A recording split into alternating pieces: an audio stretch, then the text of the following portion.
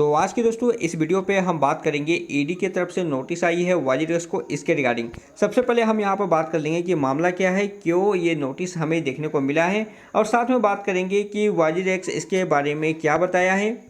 Most important कि अब यहाँ पर आपका फंड सेफ है या नहीं, उससे भी इम्पोर्टेंट कि अगर आप क्रिप्टो में ट्रेड करते हो, अगर आपके पास ज़्यादा फंड है तो आपको कहाँ पे ट्रेड करनी चाहिए और कहाँ पे आपको फंड रखनी चाहिए, टोटल डिटेल्स में बात करेंगे। तो मेक श्योर कि आप इस वीडियो को पूरा देखो जिससे कि इन्फॉर्मेशन समझ में आ सके।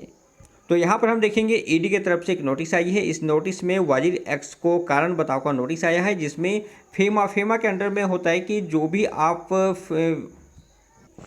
फॉरेन से ट्रेड वगैरह करते हो, किसी तरह का बिजनेस करते हो, फॉरेक्स करते हो, तो वहाँ पे फेमा के कुछ रूल्स लागू होते हैं जो कि मनी लॉन्ड्रिंग को रोकने का काम करते हैं। तो ऐसे में इस रूल को वायोलेशन की गई, इस रूल को ब्रेक करने की यहाँ पे बात की गई है। और यहाँ पे अगर देखेंगे तो 2790 रुपये का ट्रांजेक्शन के बारे में यहाँ पे इशू बताई गई है। तो फिलहाल हम मामला जान लेते हैं क्या मामला है और यहाँ पे क्या क्या बताया गया है।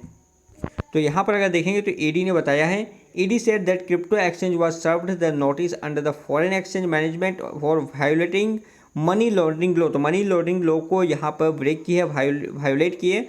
The notice was in connection with another ongoing investigation into Chinese owned illegal online betting application.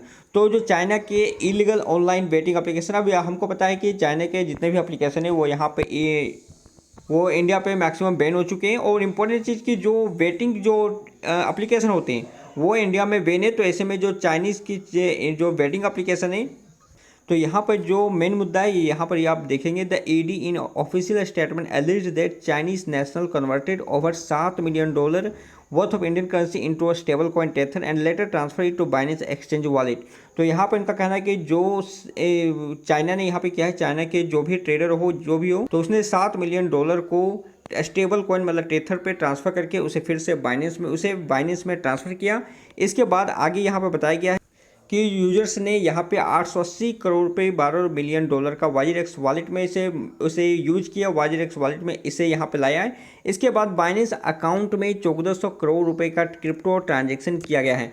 तो यहाँ पे काफ़ी इंपॉर्टेंट चीज़ है। अब होता क्या है कि वाजीरेक्स को बाइनेंस से आप लिंक कर सकते हो, और इस लिंक करने के दौरान आप वाजीरेक्स से बाइनेंस या फिर बाइनेंस से वाजीरेक्स फ्री में जो भी क्रिप्टो है आपके पास, चाहे यूएसडीटी हो, बिटकॉइन, आप उसे एक दूसरे में ट्रांसफ़र कर सकते हो। तो इस तरह की चीज़ें यहाँ पे की गई है, मैनिपुलेट की गई है।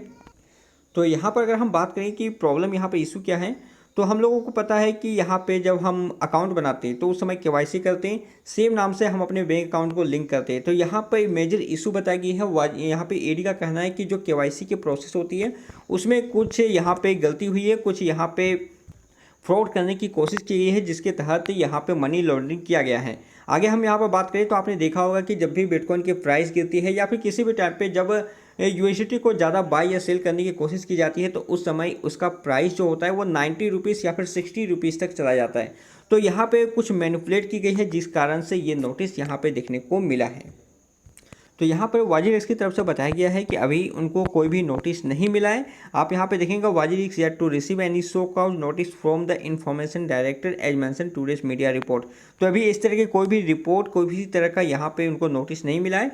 लेकिन यहाँ पे उसने दूसरी ट्वीट के माध्यम से भी ये बताया है कि अगर ऐसा वाजीरेक्स में हुआ है तो वो ईडी का साथ देंगे। आप देख सकते हैं, we gone beyond our legal obligation by following non your KYC and anti money laundering.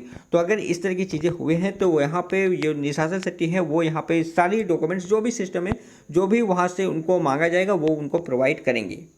अब हम यहाँ पर बात करते हैं फंड्स के बारे में, क्या वहाँ पर फंड सेफ है। तो मेरे हिसाब से फ़ंड बिल्कुल सेफ है। फंड के लिए तो फंड यहाँ पे बिल्कुल सेफ है, इसके लिए कोई चिंता नहीं है। लेकिन कुछ चीज़ें अब आपको यहाँ पे समझनी होगी। अब जब आप वाजीरेक्स पर अकाउंट बनाते हो तो उसे मेरे हिसाब से आपको बाइनेंस से लिंक नहीं करनी चाहिए। अगर आप इंटरनेशनल एक्सचेंज पर ट्रेड कर रहे हो तो उसे आप वाजीरेक्स से लिंक मत करो। दूसरी इंपॉर्टेंट कि अगर आपके पास फंड ज़्यादा है तो आप जो इंटरनेशनल एक्सचेंज है उस पर ट्रेड करो, ना कि वाजीरेक्स या फिर किसी भी इंडियन एक्सचेंज पे। क्योंकि यहाँ पे आप देखेंगे तो जो भी डिटेल्स है, अब ईडी बहुत सारी डिटेल्स मांगेगी, तो जाहिर सी बात है जो भी आपने ट्रेड किया है उसकी वगैरह बहुत सारी चीज़ें डिटेल्स वहाँ पर जाएगी। तो हालांकि डिटेल्स जाती है, कोई बहुत बड़ी बात नहीं है। लेकिन अगर आपका ट्रांजैक्शन ज़्यादा है क्रिप्टो पे तो आपको उस हिसाब से टैक्स देनी पड़ेगी।